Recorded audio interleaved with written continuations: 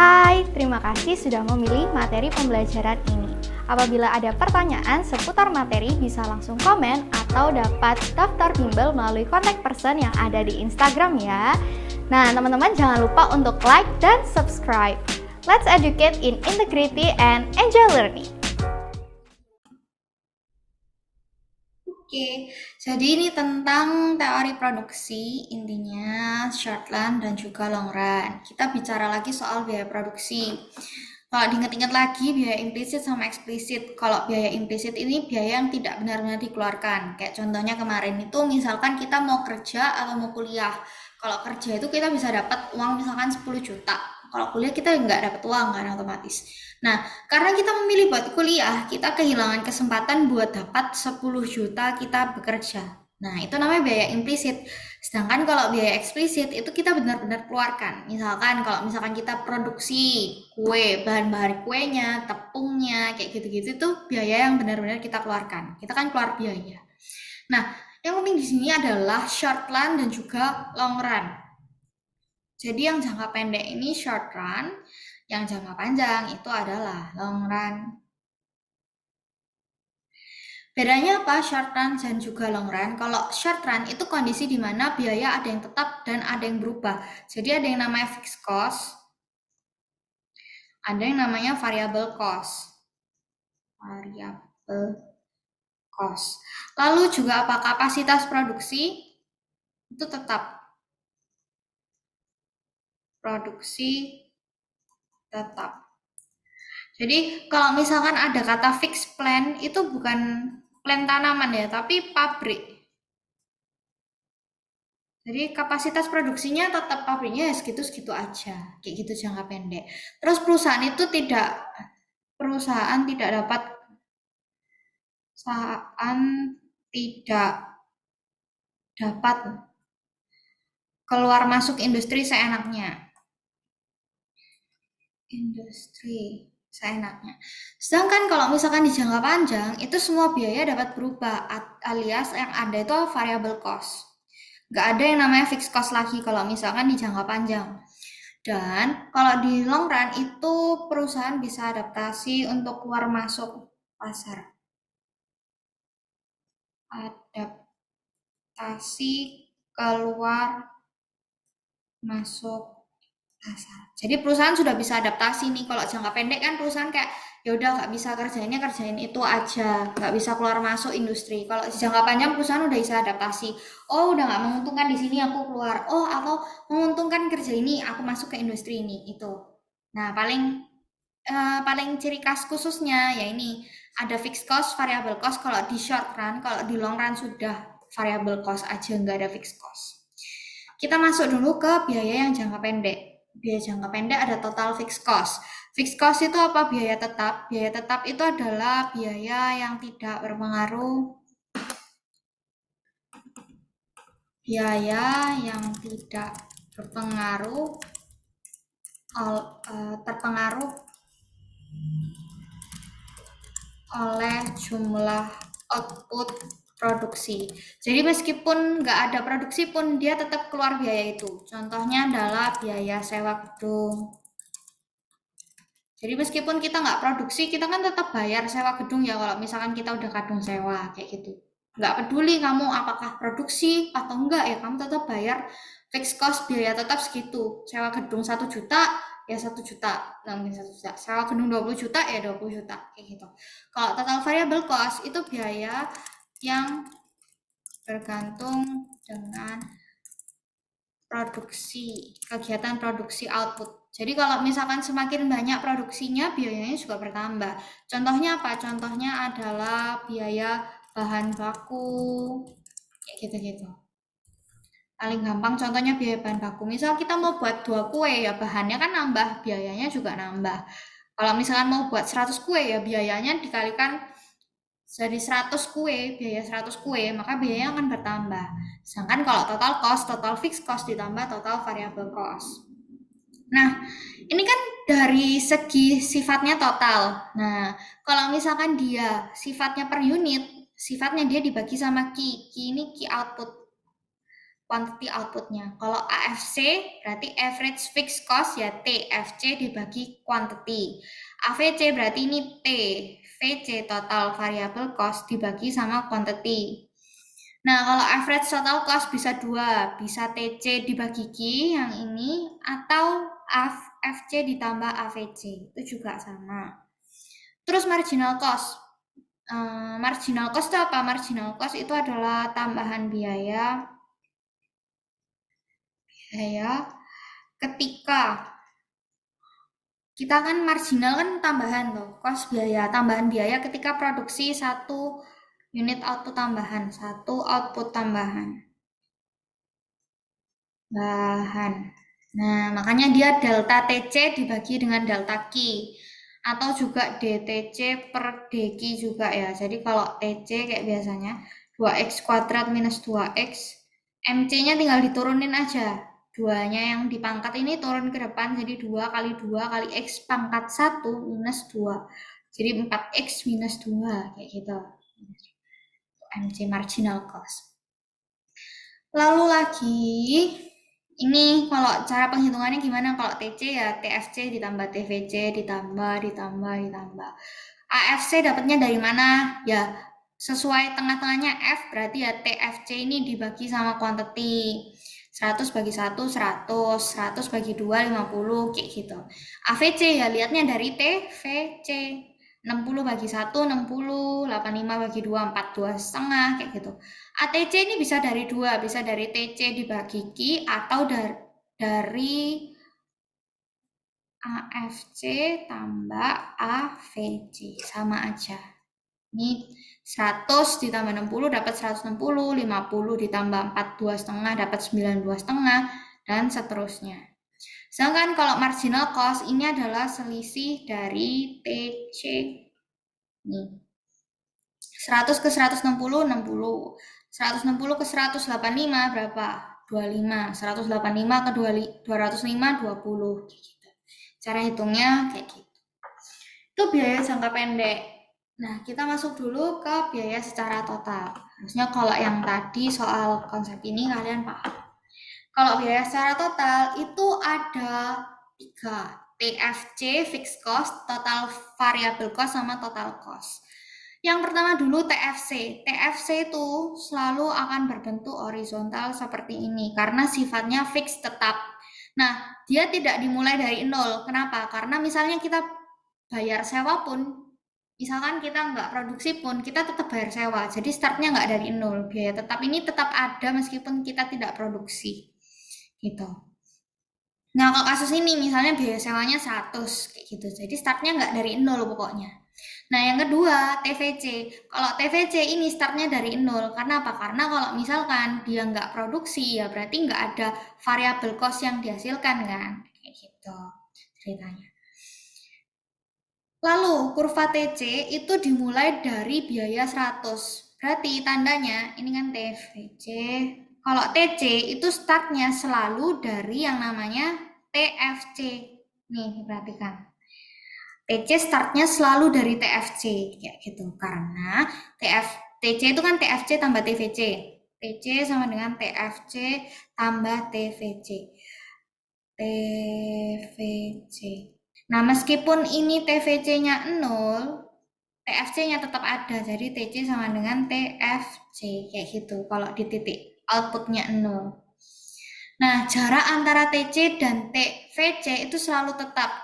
Tetapnya sebesar berapa? Tetapnya ya sebesar FC, fixed cost. Tetapnya sebesar fixed cost. Fixed cost. Soalnya kan fixed cost-nya tetap kan. Makanya dia bentuknya sejajar antara TC dan juga TVC. Itu tentang biaya secara total. Biaya per unit sekarang, biaya per unit. Balik lagi kalau tadi konsepnya TFC itu bentuknya horizontal kayak gini. Kalau AVC, average-nya itu bentuknya gini. Jadi jangan sampai kebalik. Ini bentuknya AFC, average fixed cost. Dia menurun karena apa? Karena kan TVC-nya kan, TFC-nya kan tetap. Itu dibagi ke kuantitinya. Jadi kalau kuantitinya semakin banyak, semakin ke kanan ini kan kuantitinya semakin banyakan. Kuantiti semakin banyak, itu dia kan semakin lama semakin rendah. Nah, tapi dia tidak akan pernah menyentuh 0, hanya mendekati aja. Tidak pernah AFC tidak pernah sama dengan 0, ini tidak pernah. Karena apa? Karena dia akan mendekati 0 saja, gitu. Lalu, kurva ATC, AVC, dan MC selalu berbentuk U, hanya AFC yang tidak berbentuk U. AFC soalnya dia menurun toh, nggak ada naiknya. Kalau yang lain kan ini MC, ini AVC, ini ATC. Yang lain bentuknya habis turun naik, bentuknya U, kayak gitu.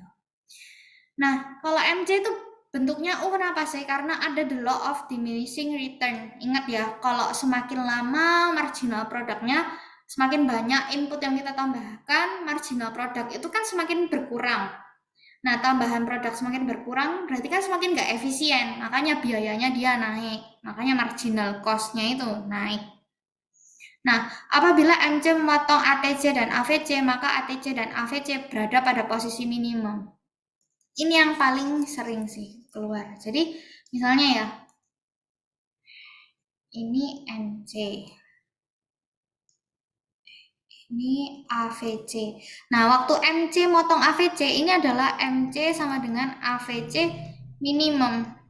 Terus kalau misalkan dia motong ATC ya, nah dia motong ATC ini ketika ATC minimum, kayak gitu. Ini yang penting ya, soalnya ini ya pasti keluar sih harusnya. Konsep ini penting. Jadi MC memotong ATC dan AVC itu ketika minimum. Gitu. ATC dan AVC tidak sejajar karena AVC-nya karena AFC berubah. Ya ampun, kenapa ya kok kebalik terus ya? Karena AFC-nya berubah. Makanya jaraknya ini kan aslinya jaraknya bokangnya besar AFC-nya. Lama-lama bokangnya kecil AFC-nya. Gitu. Di antara ATC, AVC, dan AFC, ini nggak usah. Ya. Di antara ATC, AVC, dan AFC, ATC yang selalu paling atas karena ATC sama dengan AVC tambah AFC. Sampai sini dulu ada yang bingung nggak? Hari ini agak ngebut ya, soalnya kurang ada soal. Kalau ada yang mau nanya, langsung lewat chat aja ya. Oke, kita lanjut dulu. Nah, ini hubungannya teori biaya dan teori produksi kayak kemarin. Maksudnya gimana? Kemarin kan kita belajar TP, MP, AP ya kan? Nah, ini kebalikannya. Jadi, TP itu kebalikan TVC. Terus yang namanya MP itu kebalikannya MC. Terus AP itu kebalikan AVC. Ini juga konsep yang sering. Jadi maksudnya gimana? Maksudnya ketika MP-nya MP max, ketika itulah MC-nya MC minimum. Nah, ketika MP ini motong AP kan waktu AP max. Nah, ini MC ini juga motong AVC waktu AVC minimum, kebalikannya. Kayak gitu. Nah, ini penjelasannya. Kurva TP mula-mula naik dengan kecepatan tinggi. Maksudnya apa? Maksudnya ini curam. Tapi di sisi lain kurva TC mula-mula kenaikan kecil. Jadi maksudnya ini dulu landai. Jadi kan kebalikannya. Nah, waktu ini mulai melandai, ini naiknya dengan lebih curam. Seperti itu. Intinya kurva TP merupakan cerminan dari kurva TVC. Waktu dia curam kayak gini, dia landai. Waktu TVC-nya curam, naiknya melesat, TP-nya mulai landai. Gitu ceritanya. Ini juga ketika kurva MP ketika kurva MP meningkat sampai titik maksimum, ini MP ya, lihat di sini kurvanya. Ini MP max atau disebut sebagai inflection point.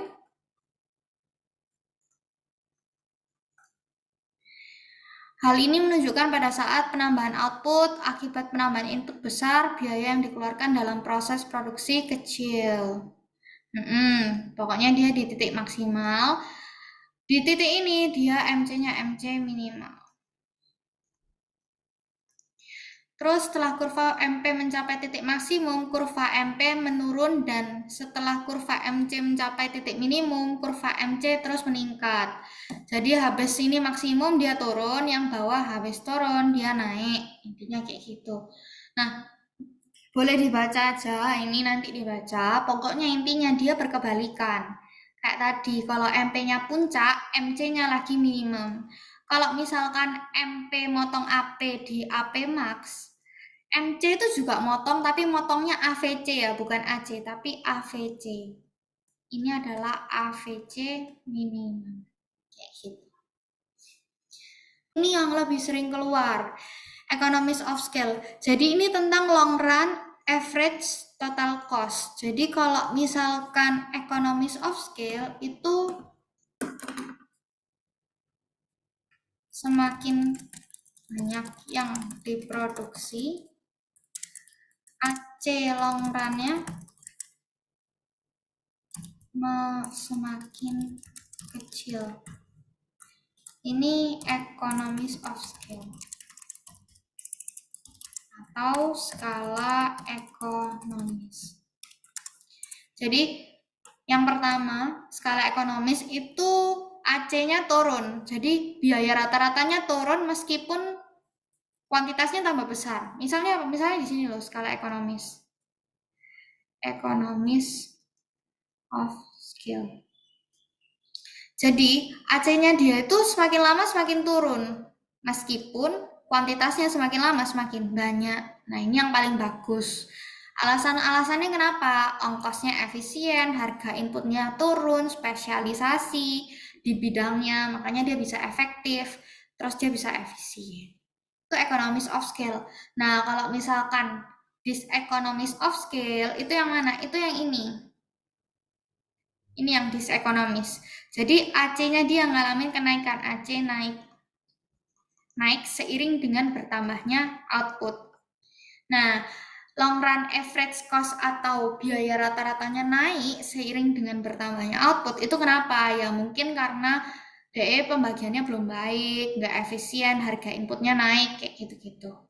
Nah, diseconomies of scale ini nama lainnya decreasing return to scale. Decreasing return to scale. Kayak gitu. Nah, kalau yang di tengah-tengah yang tadi, ini namanya constant return to scale atau skala pengembaliannya tetap. Maksudnya apa? AC-nya tetap. Meskipun produksinya semakin banyak, itu AC-nya tetap. Kayak gitu. Nah, kenapa kok AC-nya bisa tetap? Yaitu tadi, karena cara kerjanya nggak berubah, harga input tetap, pembagian kerja, dan inovasinya juga tetap. Jadi ini skala produksinya rendah, ketinggian rendah, semakin ke kanan, skala produksinya kan semakin tinggi. Produksi tinggi.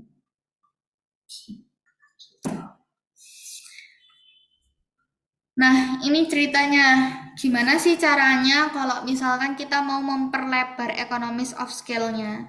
Nah, biasanya dengan cara efisiensi. Jadi outsourcing ini kan pakai tenaga kerja luar. Nah, itu lebih efisien, biayanya bisa ditekan. Jadi economies of scale-nya gede, terus economies of scale-nya kecil. Atau yang ini ceritanya dia habis ekonomis langsung disekonomis, habis turun AC-nya, terus AC-nya kalau bertambah lagi semakin lama semakin naik, kayak gitu. Nggak ada constant return to scale kalau yang kanan.